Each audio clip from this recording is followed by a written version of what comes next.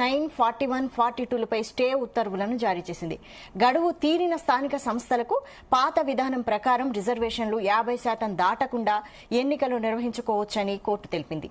పెంచిన 17% సీట్లను open కేటగిరీగా notify చేసి ఎన్నికలు జరపాలని పేర్కొంది.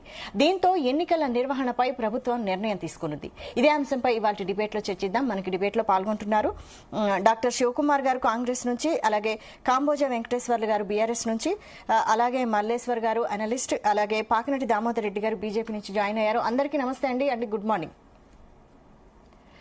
ఫస్ట్ మల్లేశ్వర్ గారు, మీరు చెప్పండి, ఈ హైకోర్టు తీర్పు ప్రతిని మీరు ఎలా విశ్లేషిస్తారు?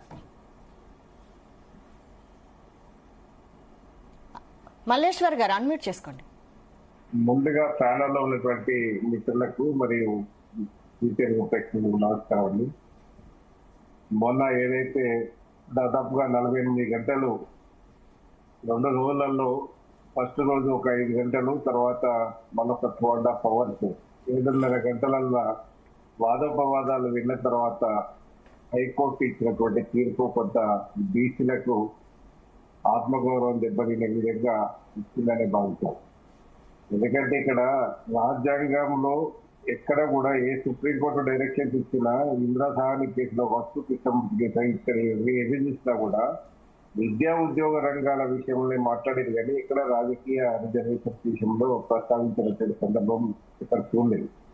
మనం ఇది ప్రధానంగా మరి కాంగ్రెస్ ఎన్నికల ముందు ఏదైతే ఉందో 23లో మరి రాహుల్ గాంధీ గారు ప్రామిస్ చేసినట్టు ఆ పద్ధతిలో కొంత కామారెడ్డి డిక్లరేషన్ అమలు చేసే దిశగా కొంత ముందు పోయినప్పటికీ కూడా దాన్ని అంటే ప్రాపర్ వేలో, అంటే ఇప్పుడు ఎక్కడ అంటే ఇప్పుడు హైకోర్టు జడ్జి అనేక సార్లు ప్రస్తావించింది ఏంటంటే ఇది గవర్నర్కు ఎందుకు ఆమోదించలేదు, గవర్నర్ దగ్గర ఉన్నదనే దాని మీద ప్రశ్నించినటువంటి సందర్భం. ఇప్పుడు గవర్నర్ కనుక ఆమోదిస్తే ఈ పేషి ఉండేది కాదు. గవర్నరు ఆమోదించకుండా ఈ రాజ్భవన్ కేంద్రంగా రాజకీయాలకు మరి చోటిచ్చే విధంగా ఇక్కడ మొత్తానికి మైండ్ గేమ్ ఇక బీజేపీ కావచ్చు, బీఆర్ఎస్ కావచ్చు, కాంగ్రెస్ కావచ్చు, ఇక్కడ వాళ్ళ ప్రయత్నం ఇక్కడ బలంగా చేసినట్టయితే ఇక్కడ అవపడలేదు. ఇక్కడ మనం ప్రధానంగా చూస్తే ఏంటంటే రిజర్వేషన్ అంశం కాడికి వస్తేంటే కొంత ఇప్పుడు కోర్టు తీర్పు ఇచ్చేది ఏంటంటే కోర్టు 42% అమలు చేసే పరిస్థితి లేనప్పుడు పాత పద్ధతిలో పోవచ్చు అనేది కోర్టు చెప్పాల్సిన అవసరం లేదు. ఇక్కడ మనకు జరిగిన మనం మొత్తం సారాంశం ఏంటంటే సామాజిక న్యాయము అని మనం మాట్లాడుతూ ఉన్నాం, కానీ అసలు న్యాయ వ్యవస్థలో న్యాయమూర్తుల నియామకాల్లో సామాజిక న్యాయం పాటించడానికే బీసీల తరఫున మాట్లాడే నాదులు లేకుండా అది మొత్తము దేశవ్యాప్తంగా జరుగుతున్నటువంటి పరిస్థితి. ఆ పద్ధతి మరి కొలీజియం పేరుకే కొలీజియం సెలక్షన్స్ ఇవన్నీ చేస్తా ఉన్నారు, కానీ ఈ రోజు ఇవన్నీ కూడా కొంత బీసీలకు మరి అడ్డంకిగా మారుతా ఉన్నది.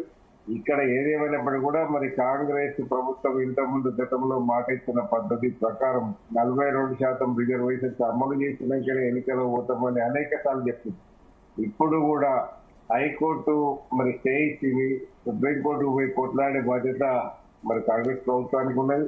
సేమ్ టైము ఇంకా ఎందుకంటే ఇప్పుడు సరే బీఆర్ఎస్ అధికారం లేదు, అవకాశం లేదు, కానీ బీజేపీకి మన సెంట్రల్లో ఉన్నటువంటి అవకాశంతో, సెంట్రల్లో ఉన్నటువంటి అధికారంతో గవర్నర్ ను ఒప్పించే బాధ్యత, గవర్నర్ ఫైల్ మీద సంతకం పెట్టించే బాధ్యత మరి బీజేపీ తీసుకోవాలనేది నేను స్పష్టంగా చెప్పదలుచుకున్నా. ఎందుకంటే ఇక్కడ ఈ పేషికి లేకపోతే నిన్న చూస్తున్నాం, నిన్న నిరసనలు రస్తారోకోలు ఇవన్నీ కొంత మళ్ళా తెలంగాణ ఉద్యమంలో ఎట్లయితే మరి పబ్లిక్ రోడ్ మీదకి వచ్చి చేసిరో ఆ పబ్లిక్ అప్పుడు తెలంగాణ ఉద్యమంలో వచ్చింది కూడా ఈ బడుగులే, ఇప్పుడు కూడా వచ్చేవి కూడా మరి బీసీలకు అన్యాయం జరుగుతుందనే దాని మీద కొంత ఒక రకంగా చెప్పాలంటే అదృష్టం కొద్ది ఇప్పుడు రెడ్డి జాతిని నిందించడం కాదు, కానీ రెడ్డి జాగృతిలో ఒక్కరిద్దరు వ్యక్తులు చేయబట్టి ఇలా రెడ్డి కులానికి కూడా కలంకం తీసుకొచ్చే పద్ధతిలో మరి వారు అవలంబించినటువంటి పరిస్థితి చూసినాం.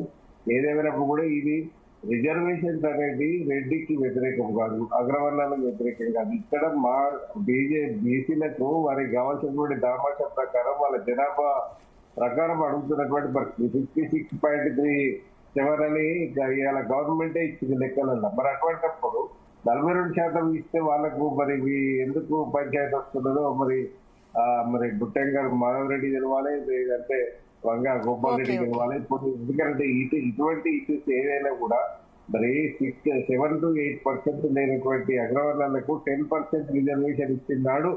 ఇలా ఓబీసీలందరూ నోరు మూసుకోవడం వల్లనే ఇటువంటి తతంగాలు జరుగుతున్నాయి. ఓకే మల్లేశ్వర్ గారు, ఓకే అండి. అయితే ఇప్పుడు హైకోర్టు ప్రశ్నించింది గవర్నర్ దగ్గర ఎందుకు ఆగింది అని ఎక్కువగా అంటున్నారు. అయితే గవర్నర్ దగ్గర ఆగిందని ఎందుకు అనుకుంటున్నారు?